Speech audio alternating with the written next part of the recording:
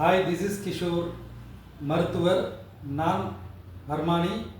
நீங்கள் பார்த்துட்டு இருக்கிறது இந்த சப்ஜெக்ட் உயிர் நிலை அடங்கல் எனும் சொல்லக்கூடிய நவீன மருத்துவத்தில் தற்போதைய சிபிஆர். இந்த காலகட்டத்தில் அவசர சிகிச்சை, அதிதீவிர சிகிச்சை அப்படிங்கிறது மாடர்ன் சயின்ஸில் மட்டும்தான், சிபிஆரில் மட்டும்தான் இருக்கா அப்படின்னா நிச்சயமாக கிடையாது.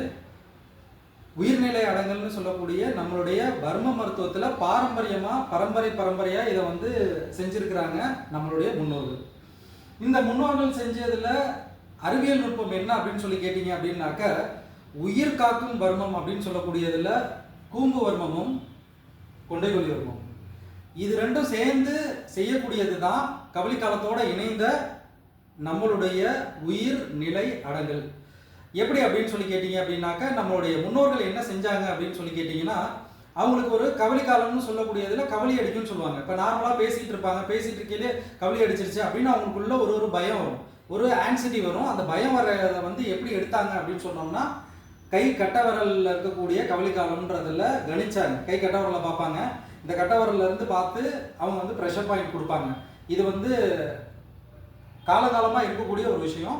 அதனால தான் கட்டவரல்லையே உங்களுக்கு அகத்தியர் மகரிஷி காசியில் இருக்கக்கூடிய தீர்த்தத்தை இங்கே வரைக்கும் கொண்டு வந்தார், நம்மளுடைய திருச்சி மாநகரில் திருநெடுங்குலநாதர்ன்ற இடத்துல. இதை பற்றி உங்களுக்கு அடுத்தடுத்த பதிவுகளில் விரிவாக நம்ம கொண்டு போவோம். இப்போ நம்ம சொல்லக்கூடிய இந்த உயிர்நிலை அடங்கலில் இந்த கவலி காலம்ன்றதோட சப்ஜெக்ட் ஒரு ஷார்ட் அண்ட் ஸ்வீட்டாக உங்களுக்கு இந்த ஒரு வீடியோவில் நீங்கள் தெளிவாக பார்க்கலாம். 3 செக்ஷன்ஸாக சொல்கிறேன். இதில் பார்ட் 1, பார்ட் 2, பார்ட் 3 இருக்குது. இந்த பார்ட் 1 யார் வேணால் நீங்கள் எடுத்துகிட்டு போகலாம். ஃபார் எக்ஸாம்பிள் இதுக்காக தனியாக நீங்கள் மருத்துவம் படிச்சிருக்கணும் அப்படின்ற ஒரு புலனறிவு வேண்டாம், நுண்ணறிவு வேண்டாம்.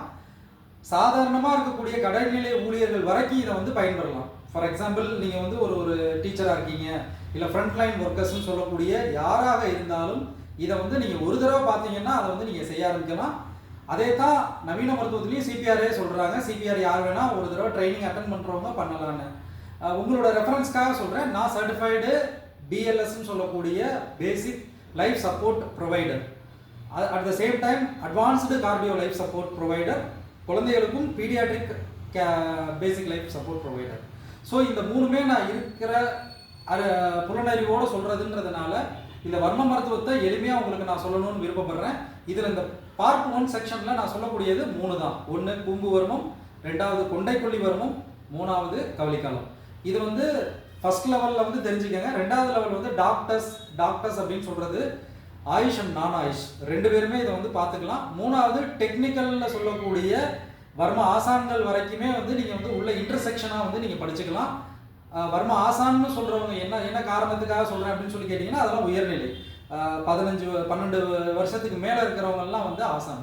ஸோ அந்த ஆசான் 12 வருஷத்துக்கு மேலே அதில் ப்ராக்டிஸ் இருப்பாங்க. ஸோ அதை பற்றி நம்ம லேட்டரான அடுத்தடுத்த சப்ஜெக்ட்ஸில் பார்ப்போம்.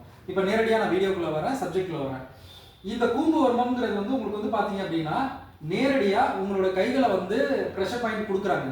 இந்த கூம்பு வர்மம்ன்றதுக்கு ஏன் இந்த ஆயுதத்தை காட்டிகிட்டு இருக்கிறேன் அப்படின்னாக்க, போர்க்காலத்தில் பல வீரர்கள் இறந்து மடிவாங்க. அப்போ இறந்து மடியல அவங்க கொத்து கொத்தாக மடிஞ்சிட்டு இருப்பாங்க. அப்போ நம்ம கையில் இருக்கக்கூடிய ஆயுதம் உள்ள குத்தி வெளியில் எடுக்கிறதுக்கு மட்டும்தான் இந்த ஆயுதம் அப்படின்னு நினைப்பாங்க. கண்டிப்பாக கிடையாது.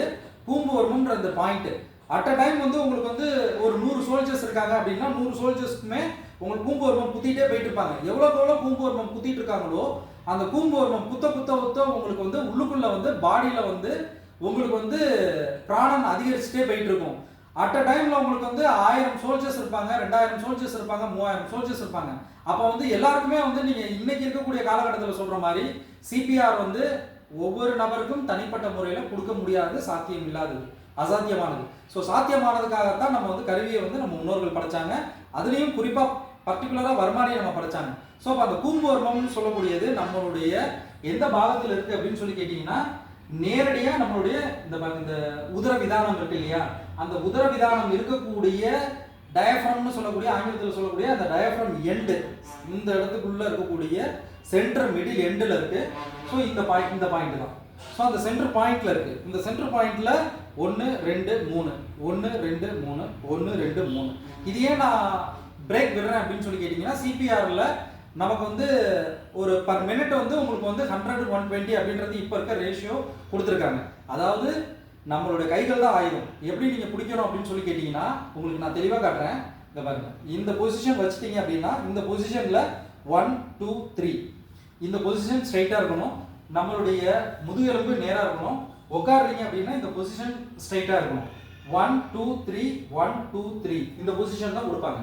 இந்த பொசிஷன் நீங்கள் கொடுக்கல சுமார் 2 இன்ச் அளவு அவங்களுடைய பாடி உள்ளே போகணும். ஹார்ட் வந்து உள்ளே டச் ஆகணும். இந்த ப்ரெஷர் பாருங்க, இந்த கிட்டத்தட்ட உங்களுக்கு வந்து 2 இன்ச் உள்ளே போகும்.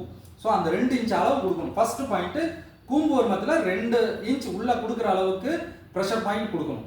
1 2 3 1 2 3. ஸோ இந்த பொசிஷன் நீங்கள் கொடுக்குறீங்க அப்படின்னாலும் உங்களுக்கு கருவியை கையில் பிடிக்கணும்னாலுமே இந்த மெத்தட் தான் தேவை. ஏன்னா நீங்கள் 1000 பேருக்கு கொடுத்துட்டு போறீங்க. அப்போ 1000 பேருக்கு கொடுத்துட்டு போறீங்க அப்படின்னா இந்த பொசிஷன் தான் நமக்கு தேவை. இதுக்கு வந்து தனி பயிற்சி நம்ம கொடுப்போம், அது அடுத்த வீடியோவில் சொல்கிறேன். ஸோ இந்த பொசிஷன் எங்கே கொடுக்குறீங்கன்னா 1 2 3 1 2 3 1 2 3 இதுதான் கவலி காலத்துக்கும் கொடுக்கிறது. நீங்கள் கவலி காலத்தில் கொடுத்தீங்கனாலும் இதுதான் கவலி காலம். இந்த பாயிண்ட் கவலி காலம், கூம்பு வர்மம் கவலி காலம். அதுக்கு அடுத்தது உங்களுக்கு வந்து நேராக வந்து கொண்டகொல்லி வர்மம். ஸோ இந்த 1 2 3 1 2 3 1 2 3 இந்த பொசிஷன் நீங்கள் கையில் கொடுக்குறதாக இருந்தால் 1 2 3 1 2 3 1 2 3 இதுதான் நானோ சிபிஆர்னு சொல்லுவாங்க. ஸோ 2 விரல்லையுமே நீங்கள் வந்து கொடுக்கலாம். அட் அ டைம் உங்களுடைய தம்ப் இம்ப்ரெஷன் நீங்கள் கொடுக்கையில உங்களுடைய கட்டை விரல் நல்லா அழுத்தமாக இருக்கணும். ஒரு மாத்திரை அளவுன்னு சொல்லுவோம். 1 2 3 1 2 3 இது கொடுக்கையிலே உங்களுடைய நேரடியாக ஆக்சிஜன் வந்து பிரெயினுக்கு வந்து போகும். பிரெயினுக்கு போகிறது ஹார்ட்டில் இருக்கக்கூடிய வெசல்ஸ் வரைக்கும் திருப்பி உங்களுக்கு வந்து 1 2 3 கொடுத்ததுக்கு பிறகு அடுத்தது வந்து பிரெயின்ல இருந்து இருக்கக்கூடிய ஆர்டரின்னு சொல்லுவோம் ஆங்கிலத்தில்.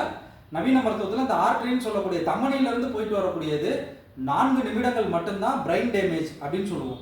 இந்த நம்ம மூளையில் வந்து களங்கம் ஏற்பட்டு மூளையில் வந்து ரத்த கசிவு ஏற்படும். அதை வந்து சீர்படுத்துறது வந்து அந்த ஃபர்ஸ்ட் 4 மினிட்ஸ். அப்போ அந்த ஃபர்ஸ்ட் 4 மினிட்ஸ்லேருந்து 10 மினிட்ஸ்க்குள்ள கோல்டன் ஹவர்ஸ்ன்னு சொல்லுவோம். அதாவது அந்த உயிர் காக்கக்கூடிய அதிதீவிர சிகிச்சை நேரம்னு சொல்லுவோம். அந்த நேரத்தை நீங்கள் பயன்படுத்துனீங்கன்னா வித்தின் அ செகண்ட் நீங்கள் வந்து அவங்களுக்கு வந்து உடனடியாக உங்களுக்கு வந்து அவங்க வந்து ஞாபகம் திரும்பி நினைவுக்கு வர முடியும். அதுக்காகத்தான் இன்னொரு பாயிண்ட் நம்ம சொல்கிறோம், கொண்டகொல்லி வர்மம். அதை விட்டீங்க அப்படின்னா மின்வெட்டி காலம். ஸோ இந்த மின்வெட்டி காலமும் கொண்டகொல்லி வர்மமும் ஒரு சேர அப்ளை பண்ணலாம். அது ஒவ்வொரு வர்மானிகளை பொறுத்தது. நீங்கள் மின்வெட்டி காலம் எனக்கு கொடுக்க முடியும் அப்படின்னு சொல்லிங்கன்னா நீங்கள் ப்ரெஷர் கொடுக்க முடியும் அப்படின்னு சொல்லி கேட்டிங்கன்னா நேரடியாக நீங்கள் கொடுக்கக்கூடிய உங்களுடைய தம்ப் இம்ப்ரெஷன் கட்டை விரலில் ஒரு மாத்திரை அளவு ப்ரெஷர் பண்ணி கொடுக்கணும். உங்களுடைய ப்ரெஷர் பாயிண்ட் எப்படி நம்ம வந்து 1 2 3 அப்படின்னு ப்ரெஷர் கொடுத்தோமோ கூம்பு வர்மத்தில், அதாவது சென்டரில் இந்த மாதிரி நம்ம 2 இன்ச்சு கொடுக்குறோமோ அதே மாதிரி 1 இன்ச்சு நம்மளுடைய மின்வெட்டி காலம்னு சொல்லக்கூடிய நம்மளுடைய மூக்குக்கும் நம்மளுடைய உதட்டுக்கும் நடுவில் இருக்க பகுதி நல்லா பாருங்க. இந்த ப்ரெஷர் பாயிண்ட் கொடுக்கணும் ஒரு மாத்திரை அளவு. அதாவது நான் அப்படி கை வைக்கிறேன் அப்படின்னா இந்த 1/2 இன்ச்சு உள்ள போகணும். இங்க பாருங்க, இந்த 1/2 இன்ச்சு உள்ள போகணும். இந்த 3 பாயிண்ட் கொடுத்துட்டீங்கன்னா எப்பேற்பட்ட மயக்கத்திலையும் நினைவிழந்து போகக்கூடியது கோமா ஸ்டேஜில் இருக்கிறவரையும் நிச்சயம் நம்மளுடைய உயிர்நிலை அடங்கல்னு சொல்லக்கூடிய இந்த 3 வர்ம புள்ளிகள் மூலியமா நிச்சயமா காப்பாற்ற முடியும். 18 சித்தர்களுடைய வாக்கு, அவர்களுடைய வழிவந்த ஆசீர்வாதத்தோட இதை நான் உங்களுக்கு கொடுக்குறேன். தொடர்ந்து நம்மளுடைய சேனலை சப்ஸ்கிரைப் பண்ணுங்க. ஒவ்வொரு விஷயங்களும் இது தொடர்பாக நம்மளுடைய தமிழ் பாரம்பரிய வர்ம மருத்துவ கலையை ஒவ்வொரு பதிவாக நான் கொடுக்குறேன்.